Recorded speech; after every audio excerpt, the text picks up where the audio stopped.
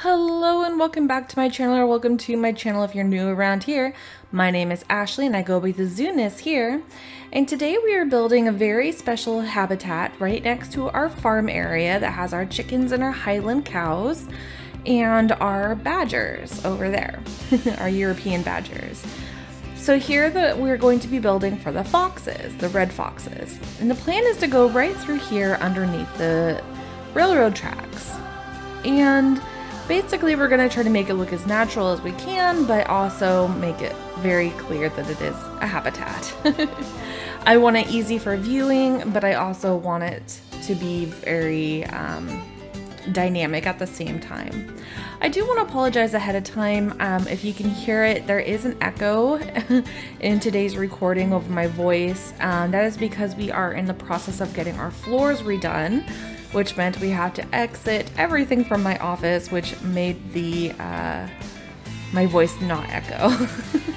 And so now it's very echoey. I'm not sure if you can hear it or not, but I can, so it's gonna throw me off a little bit. I feel it. Anyway, here we're just clearing out. We made our dip for our area for them to go under the railroad. It did turn out a little bigger than I intended, but I wanted to make sure that they were able to fit comfortably under there without any interference from their little hit boxes, because sometimes they do have issues with that. Now, you may be wondering why I chose the red fox. Well, one, they're super cute. Two, they're one of my favorites. And three, well, it kind of makes sense for me because they're over near the farm animals, and I feel like red foxes would chill out near the farm. Especially for those lovely chickens that we have. And hopefully and luckily, these are not going to get access to our chickens, but I feel like it's in a logical location for them. So here I'm doing a lot of rock work for the sides to make it look that natural goodness that we are aiming for. While we can do hills without rocks and boulders, I feel like it looks a little strange in my mind. So here we're making sure that they cannot cross onto the railroad tracks, which I am in sandbox mode, so that isn't really necessarily an issue as long as I put the null barrier where it needs to go, but you know, it's still, we want to go for realism here. So we're kind of making blockage here, and we also want privacy for the animals, you know, from the train, from the guest, from everything. So I've been watching a lot of videos lately on how to build for the zoo again, because I did take a very long break from the Planet Zoo process, and I've gotten some inspiration, and one of them was using this plywood, or this, just a wood that's on, or just a wall that's on the grid, and attach our things to it that we're making the fence for. And it worked really great, except for it didn't quite copy over the way I was intending, which you'll find out soon, but I found it did help making this fence very quickly. So I'm going for a different kind of fence from the European badger, and the reason is is because I really want a diverse zoo experience. I don't want all the habitats and exhibits to look the same. I want them to look different. I want them to be dynamic. I want them to be like, wow, look at this one kind of experience for the guest, for you guys, for me. And let's face it, it is kind of boring to be continuing to build the same exact way every single habitat, which can get easy to do. So here I'm fussing with the fence, trying to make it work. I was like, well, what if I do it like this? What if I do it like that? And you see I start kind of really fussing and fiddling with it a lot. And then I figure it out, I promise, here in just a few moments. And then we're able to go ahead and get those fencing down properly from here. So I thought these looked really neat. I don't think red foxes are really necessarily one of those dangerous ones we need to worry about, but for guests getting their little fingers bit or nipped or anything like that. But we still want a high fence just the same. We don't really want anybody throwing anything in there. We don't want the kids to fall in, you know, all of those good things. So here we're just copying over all the fencing. It does take a hot minute to get it done, as you can see. Now this is a rather short video, but just the same, I'm probably not going to narrate all the way through, but you know how I am. Every time I say that, I have a tendency to actually do it. So we'll see what happens. So here I'm just building up the rock wall some more. I do a lot of nature work in this build because, again, I wanted to look very realistic and very natural for the foxes and for the guest. So here we're fussing with the rocks again over by the river side because I don't want them to be able to climb out, but I want them to access the river. And here we're gonna add in a mesh gate so that they can swim through, but not all the way through. They can swim on the river, but they're not gonna escape their enclosure by doing so. And I feel like this is more realistic than doing like a glass barrier because of course we want our water to continuously flow. We are working with a natural water source that was at the zoo's location ahead of time. And so we wanna make sure that we honor the landscape that we are given. So yeah, we're just, again, making sure these look nice, make sense. And I'm just kind of peeking around, looking around. And then this is where we're going to get into the fencing. So I did do the wooden gate just because I felt like it fit better with what we're going for. Again, it's not like it's a big cat or something. And I am on sandbox again, so it's not like they're going to climb the fence or jump the fence or anything like that, which I don't think foxes would do anyways. But you never know. I mean, I don't know. Anyway, so here we go. We're doing the null barrier. And then I kind of started going this way, and then I realized I was like, wait, that's not the way to go. So I had to back it up and go back and across and over through the river. And yeah, we're nearly done. This video is almost done. It's 2. Oh my goodness. So here I wanted to make sure that I didn't have a weird open space. I know it's null barrier. I know it's sandbox and they're not going to cross it, but I still want it to make sense. And so I wanted to build it up. So I did. I don't know about you guys, but I use a lot of rocks. It's what I do. It's like I can't not have an exhibit or a habitat without rocks. I just can't. How about you? Let me know in the comments. I'm curious to hear from you guys. So here we kind of take a little sidetrack away from the habitat and go into building. Because I didn't want this just to be a random staff path here or a break in the scenery or anything like that. And so I decided to build this little building here that goes along with all the other buildings in the area. It's kind of a Mediterranean look, kind of a mission style look. And so it's, you know, it's nice. And so I wanted to match it up. I had to flip that wall because it wasn't matching the way it needed. It wasn't fitting the way it needed to. And so I got these nice, beautiful arches that took me forever and a day to make back in the day when I made them. And I'm just moving everything over so it's all matchy-matchy. And I know they're supposed to be like doors, right? And so like I kind of blocked off the staff path there again from the train side again too. But the idea is that this is where the staff are coming in and out of. So I gave them a little trade center and a keeper hut in here as well. And I did kind of fiddle with the idea of doing like a staff area there, but it just doesn't fit.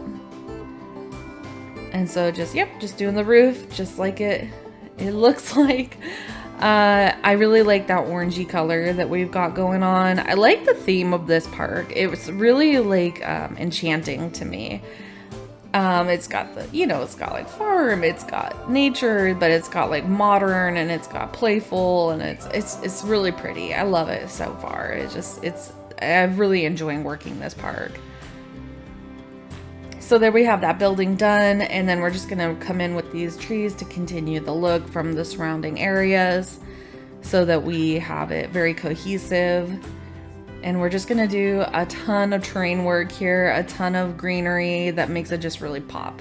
And and I do find that that's the way to go about it, because it is, it looks good. It looks good as is. But if you take the time to really go for it and think through, the foliage, it can really just change the entire perception of the whole habitat. Now, if you notice, I did make some taller trees there that was kind of blocking out the train, and that was because I wanted there to be like immersion from the guests peering in from the pathways, so they can kind of feel like they're like, oh, look, there's a train track. You know, it's not like that necessarily. Of course, they're gonna see the trains, they're gonna hear the trains, but it's gonna be a little bit more hidden, as you can kind of see. So here we're gonna come in with the grasses. I really enjoy this little buffalo grass, and what I do is I sink it into the ground so it's just the very tips popping out, and it just gives that, I don't know, it makes it sweet spot, you know. It's just really nice. It just gives it a nice little pop. It makes it look a little rough, a little unkempt, but it's not like out of control at the same time, because it's easy to go crazy when it comes to greenery, because you can make it just look wild, you know. And there I accidentally hit that little notification, and it flung me way over there to my sheep. That's what happened. Luckily, I was able to find my way back rather quickly, so we didn't get stuck over there. So here's some more rock work. I do find doing the little pebbles really nice, in folding in with this grass work, just to give it, again, the little rough edges, you know, so give it the natural curve. And I feel like this is kind of dirt area, so they're going to be popping out a little bit more over here. And it's a well-worn area, so it's more likely to have more rocks kind of sticking through the dirt. And then, yeah, we're just scattering it around. And again, you can go too far with the rocks. You can go too far with the foliage. It's really about hitting that nice little spot where it's not too crazy. And then here, I'm just doing the flowers to give a little pop of color.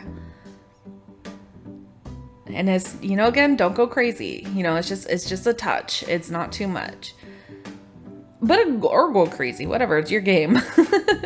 But I find it looks really great when you do it like this. So here we are bringing in the animals themselves, and so in their needs. And so I wanted the feed kind of hidden, but then I didn't want it like where guests couldn't actually see them doing it, or eating, I should say. And so here we're just putting out all the enrichment items they need so that they can get what they want. Here comes a train across our little bridge that we're gonna see here. Woo! Nicely hidden behind that grass. And then here is our first red fox, and they are injured. Oh boy.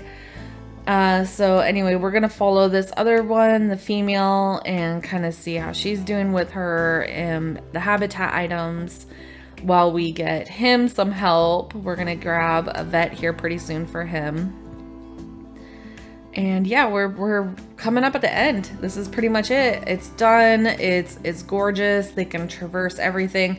Yes, we have some escapee spots, but they're not gonna escape just because it is sandbox. It's not a big problem. And here we go. So we're just gonna really follow this fox around for a little bit as she explores. I think sometimes we forget to actually enjoy the animals that we end up with or we use in our zoos.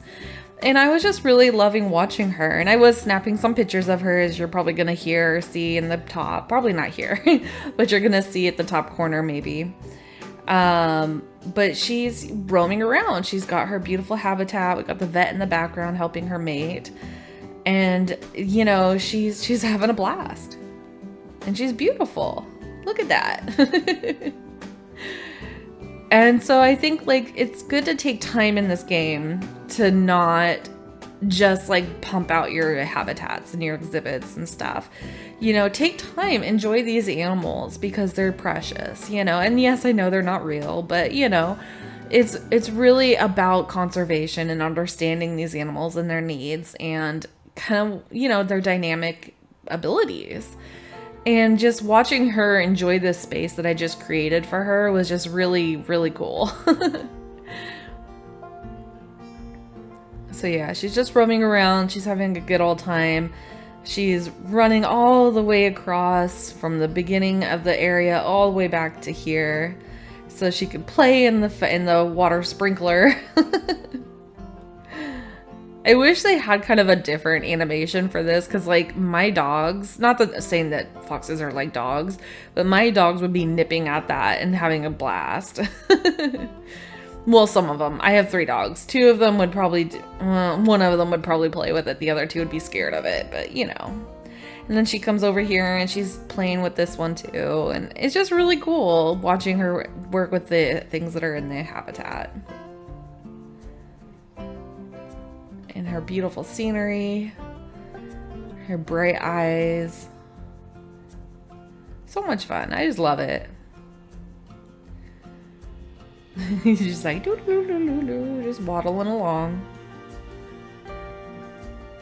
I'm sure one of these photos I'm gonna use in my thumbnail for this, and we're just gonna zoom out and just kind of take a look around again at kind of where we're at, where it's located. And here comes another train. And it's just, I'm really proud of this one. I really want to thank you for watching, and I appreciate your time and your comments and your help and everything else. And don't forget to subscribe. I have 4 subscribers right now, and I have a whole bunch of people watching. So if you could go ahead and remember to subscribe if you like my stuff. If not, I understand. You know, it's cool. Not everybody likes everything, but that'd be really cool. It really helps the channel. It really helps me feel like I know what I'm doing. And it's just a lot of fun. All right. Have a wonderful day, night, or whatever time it is for you. And I hope you were inspired. Bye.